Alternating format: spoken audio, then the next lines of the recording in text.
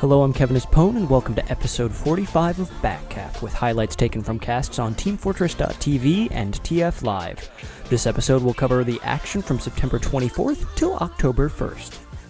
As promised last week, we'll wrap up ozfortress Season 16 with the grand final between Jasmine Tea and No Safe Word.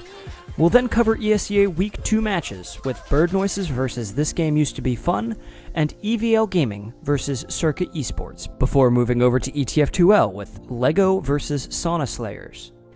And just a quick note about our TFTV highlights this week, the Spectator plugin is in the process of being updated, so certain elements like match time and Uber charge meter are not displayed as usual, but don't worry, they should be back soon enough. In the news, Team XENEX left us after their I-58 run, and an update with significant impact on matchmaking hit Tuesday, along with further communication from Jill over on Reddit.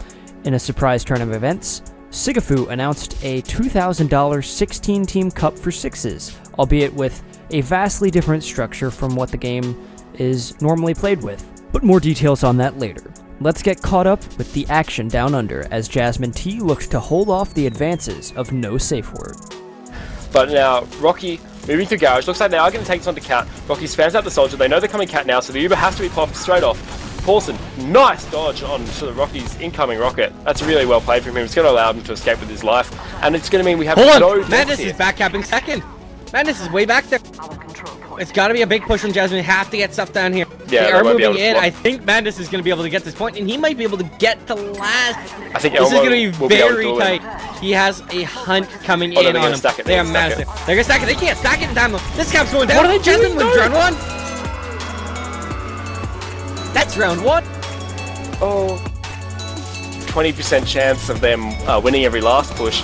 Surely they've got to get there, and now that's a great start. Cookie's going to be able to pick up Yui. There's a sentry gun stacked at the back there, and the Uber's going to be popped out. So just this standard trade. They take down the dispenser, so we do have a crucial pick coming in. That is the crucialest pick.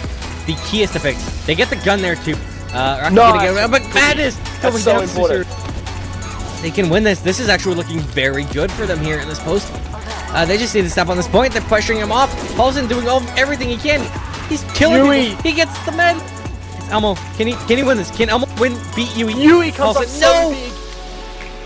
He was dancing around on the point, on top of the point, on top of people's heads, on top of people's guns.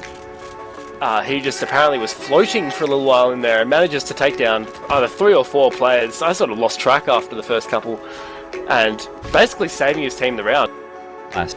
They had a lot of practice holding it. They saw what pushes don't work against the Jasmine hold, but will their Uber push work this time? Elbows on Spy. That is generally a good sign. It's like pushing 5v6 already. Yui's just jumping on the point. Oh, Elmo! It gets Dave and Paulson! Elmo! What a that is...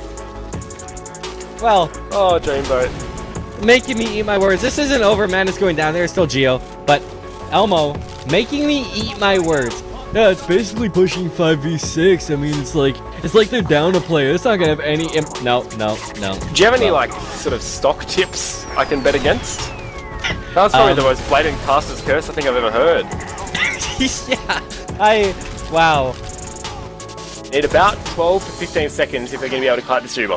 Elmo's going to be the first to die. Madness does get taken down in return.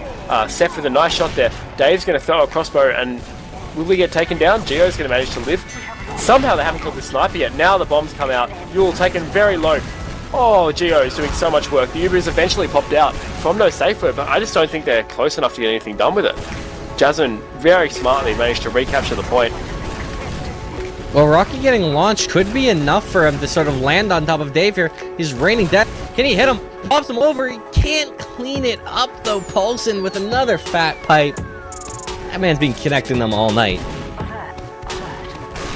No Safe actually have an advantage here because they have the shorter spawns. Except Madness runs forward. 2 shots. Yule gets cleaned up by Cookie. Cookie grabbing 2 of them. Or Susurus, as he's now known. Grabbing 2 of them. Cleaned up by Yui. Seth, he's still letting these big orb shots ring out. Oh my god! I was going to say, I didn't even notice. I was caught off guard by Paulson hitting a fat pipe on Rock. And it's Yule. He's gonna trade out there. It's a sniper trying to cap. Is this enough? Jasmine are going to maintain this point, I think. But if they maintain it, that's it. That's it. This is all over. the game. They can't do it. There's a soldier They're bombing gonna forward. Can he get on the Rocky point? manages Is to it take it up? on. Rocky takes down Giga, who takes down Madness. Oh, it's so We close. are Elbow gets the frag as well. They're alive. gonna hold it. Oh, so clutch. Rocky managing to land on the point in the last microsecond before it flicks over. And now, 21 seconds. Can they get this round on the board to take it to 2-1? It's not over till the 16 fat seconds. possum sings, and he has not started singing yet. It's not over, I believe. Here comes Jasmine. This is their last gas. This is their last wave. It's coming down to Madness beating Elmo. Dave going down to Seth again. Elmo picking off Madness. That's 2 frags. Jono goes down. Crucial pick. But Gio and Seth and Yui and Paulson. It is Darkness, just the last Dave. one alive. That's a round. 2-1 in favour of Jasmine Tea, pulling it right back from the brink. The match was played as a best of 5, with a map pick advantage in favor of Jasmine. Jasmine Tea started out strong on Granary as they jumped ahead to a 3-0 lead. In the final 10 minutes, No Safe Word kicked themselves into gear and picked up 2 rounds, mounting pressure for a comeback. However, time was on Jasmine's side, and they parked the bus for a final minute to secure a 3-2 win. Badlands was very back and forth, with both teams struggling to pierce the other's last defense. After much struggle, Jasmine broke out an unexpected crits play to secure the first round. From then on, No Safe Word took control of the map, but were unable to crack Jasmine's strong last holds, and the map ended 1-0. Jasmine Tea came out swinging on Viaducts, showing stronger coordination and DM in the opening rounds. An amazing overtime play from No Safe Word kept them from getting blanked by the defending champs. Jasmine were unfazed by this, however, and comfortably took the final round, winning the grand final in a 3-map sweep. After their lack of success at I-58, Team XENEX have decided to disband. Tiger, Shocky, and Fleshy are taking a break from the game, while AMS, Funds, and Smire have found new teams for the ETF2L season. Our highlights will continue with Bird Noises versus This Game Used to Be Fun. They've tried this spy play twice here. It hasn't really worked out. They got an engineer, but it didn't really come of anything. Corsa is going to try sniper again. You know, I think it's really funny is that Bird Noises are just harassing Mangled, being like, "You guys are." What the Sam! heck was that? He got Sam all on the the way deep in the right. lobby. Look where Yeah. Mercy died. Oh my god, Sam with the aggressive body shot. I can't believe he was completely uncontested there, and Corsa's going to get a counter kill onto Rikachu. And that entire time, Bird Noises was like, "You guys are so awful at this game." Oh, Maybe they no. are awful at this game because that's the long con right there. Eric can slow down on the last point, get the Backcap down. 3-1 is the score. And so Nursey giving up her Uber, putting a +2 on the board there so that their team can win the round. Area, they get the 2 kills there out of Rikachu and Sam. No Demo Man now for Mangold. 40% advantage for Nursey. They're going to roll it into last through top right before Mangold can set up their infamous last defense. They're on to the point, haven't even popped Uber yet. Nursey's melting away. There's an Uber saw in from Cookie. Jake snuck in behind and pops Uber and saves Trip's life. Cookie Jacobson getting that clutch Uber saw. Marmaduke's going to be spawning up in a second here. It looks like Mangold is somehow going to be able to defend this last point, but Saigai is in so deep. SoTown is in deep as well. Frags are finally being turned for Bird Noises, but they're not going to get enough.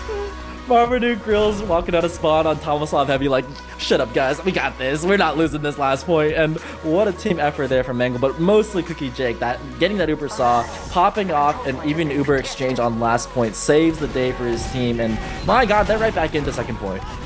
On Sunshine, Bird Noises looked to get a head start and stay on top of the leaderboards. However, the game was plagued with numerous long pauses, with Pocket Bot mode dropping in and out due to internet issues. Bird Noises were only able to pull away at the end of the game with a 5-3 victory. On Tuesday, Valve made good on a few of their promises they made a few weeks ago. Let's talk casual first. Players can now form rematches at the end of a casual match. A rematch will retain the players who voted to stay, same map and same server. You can also re-queue into casual matchmaking during the end of a match. If you decline to rematch, then you will be given the option to be re-queued.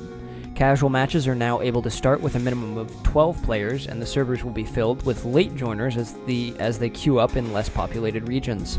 Casual matchmaking games will also distribute players to teams based on XP in order to try and avoid overly one-sided matches. Speaking of XP, Casual's system for earning experience has been retooled. You will now be able to be awarded more XP based on your team's performance at the end of the match, and you will not lose XP for leaving a match early. The XP bar will also show you the breakdown of how you earned experience throughout the match. Now over to the competitive side of things. Competitive matches will no longer terminate when any player abandons the match. Bots will now fill in for players who have abandoned or temporarily disconnected. However, if more than one player on a team disconnects, the game will be terminated. There have also been adjustments to the way XP is awarded. If the match ends in a 5v6 scenario, the XP awarded to the winners and losers will be adjusted. So don't worry, if someone on your team abandons and you lose, you will not lose as much rank as in a regular 6v6 loss. In order to combat abandoners, a larger penalty will be given to players who leave, even if a bot takes their place. Finally, the game client now checks with the Steam datagram to estimate ping to each region, which should reduce cases of players being placed in regions where they have poor ping. This was the system introduced to Dota 2 and CSGO matchmaking to provide a more accurate reading on the server that you get placed in. On Wednesday, TF2 dev Jill was active on Reddit explaining issues with matchmaking server performances and other client bugs following the update. Many players are happy Valve has kept lines of communication with the community more open. Jill confirmed that the late join system is tied into the game coordinator, so next time the game coordinator is down, remember that this means parts of matchmaking and the late join system is taken down with it. That was a lot of news, but you'll be happy to know that EVL Gaming take on Circuit Esports on Sunshine in our next set of highlights. It's like EVL is just going to peace out. Don't want any part of that, but Skis has got Uber advantage, so this may be a second push too. Yeah, they got into that midpoint very cleanly there. Skis is, like you said, is going to have a huge advantage. He's going to be taking Slumnish right in here. They finally do pop. Garbuglio forces the Uber, gets taken out, and there's no EVL players in sight. They should be able... Ooh, Bro King's going in super deep, and Skis is going to actually clean up his pocket's damage and get the frag onto Rando. Slumnish takes down High Five, is in hot pursuit of the demo, and Marmaloo cleans him up. This is looking like a Circuit Esports round, as they are trying to cap this last point off. Garbuglio is surely not going to defend it. And man, Circuit Esports rolling right on through the entire map to tie this game up. 5 is stuck behind as well, but Garbuglio is up top. He is spotted out. Can he make a play happen with High Five? High Five just getting solo damage onto Skis, takes him down. And despite a bit of a sloppy Uber, EVL cleans up Circa Esports. And importantly, Garbuglio's forward spawn was thrown back, but they are getting wiped out as Circa. They did not expect for a push to just come into choke, I guess. And yeah, he's just watched his team drop every which way. He tried to heal everybody at the same time, and instead he healed almost no one. They got wiped there, Marxist, and EVL is looking to close out the half. But Circa actually got very quick respawns. Pelt, Marmaloo, and Nuck getting that forward spawn. After issues with the ESEA servers prevented the match between Circa and Froyotech, many looked towards Circa's match against EVL as a barometer of how the team would fare against the other top invite teams. Circa were able to pick up a few solid rounds, but overall they struggled to deal with the deathmatch ability of EVL and lost 5-2. EVL also outfragged Circa by 35 kills by the end of the match. After this week's matches, Froyotech is now in sole possession of first place at 5-0. Circuit Esports and EVL Gaming are tied at second with malicious activity, bird noises, and this game used to be fun at 2-3 in the middle of the division. Down at the bottom are Strolling Astronomers and the Bugs, with 1 and 0 wins to their respective names. Our final highlight is between LEGO and Sauna players over in Europe. Into grass area. So far, Condom has not been forced at all. He's on the zero pressure. Oh, saying that in true Condom fashion, he has dropped the Uber. Oh, it wouldn't be a Lego game if there wasn't a drop to Uber coming out from Condom. But I jest. He's had somewhat of a solid season last season, so I'm expecting big things from Condom in this next coming season. But it was actually very well played by Skyper there. But he actually gets punished by some clever sticky traps of Dr. Billscraft, and a Backcap actually coming back from Josh there. Nobody suspects the pocket Backcap beater. Things still for a while there. I got nervous, but look at this. Demo's behind. The medic. Oh, so close. Nosy surfing that around. The snipe from Dr. Phil! Precision! He is a doctor after all, beater. Good God. Well, that was a nice team effort from Lego there.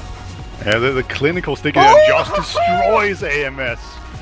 Later, dog. You flip indeed, D-Mall. Oh. It's rightfully so that Lego are quite paranoid about these players coming out when they're... Quantum once again gets a sticky trap. That's unfortunate, but Josh with a double air shot destroys Nation. As another air shot coming in onto 2 double air shots in a row. Dimul gets slammed right after Josh slams someone else. Right now, so he went in by himself, but it doesn't look like he related to his team that much, as he was the only one that went in. Oh no! Ison with the critical headshot here. Just really saved it for Lego. There's still 2 minutes. They, in FPS land, it is a long time. Maybe in casting land, it doesn't sound such a long time, but it'll be plenty of time. Dropped from the Uber here. And, I wonder if they'll wait for him. And Condom drop. What? Okay. That was a bit. Make their way into grass here. And so far, they're kind of staying in the same spot and getting spammed. And now Soda jumps in onto the medic. Nice bomb! Gets a nice drop onto Nursey there. Just didn't see it coming, and maybe you could even start sighting some ping. Snakewater was very close, with the game going to a golden cap after 4 rounds. Sauna Slayers were able to turn the heat up just enough, taking map 1. Lego looked much better on process, taking a definitive 6-1 victory on that map. Let's move on to the ETF2L Season 25 fixtures. Crowns holds the number 1 spot with Champ GG.K and Lego in second. Sauna Slayers complete the top 4 with Danger Dogs just ahead of 3/6 in 5th and 6th. Animate and top 5 Rocket are both winless at the bottom of the tables. And now for something completely different. Renowned engineer Sigafoo announced his Challenge Cup, a $2,000 16-team sixes tournament in a Swiss and single elimination format. But that's not all. The Cup is looking to provoke some thought and discussion about the current format used in sixes, from the class limits and whitelists all the way down to the weapon bans and unlocks. The class limits for this tournament are as follows: Scout 1, Soldier 2, Pyro 2, Demo 1, Heavy 1, Engineer 1, Medic 1, Sniper 1, Spy 2. There is no definitive whitelist, but each team will ban 3 weapons and save 3 weapons before each map. The weapon bans and saves will apply to both teams. The map pool contains Granary Pro, Sunshine, Process, Gullywash, and Vanguard. These maps will be joined by 3 payload maps, Badwater Pro, Barn Blitz Pro, and Borneo, and 3 Koth maps, Product, Asheville, and Coal Plant. Sigafoo has also stated that he is open to some discussion with teams and that the rules and map lists are subject to change. The tournament is tentatively scheduled for November 5th and 6th, and will be keeping you informed about the progress of the Cup in subsequent Backcap episodes. Hopefully we have both informed and entertained you this episode of Backcap. Perhaps you noticed our new leaderboard graphic. Let us know what you think, give us feedback about that and anything else in the YouTube comments or on our Twitter @BackcapTeam. Thanks for watching, and we hope to see you again next week. I've been Kevin Espone, and this episode has been produced by Shaunek.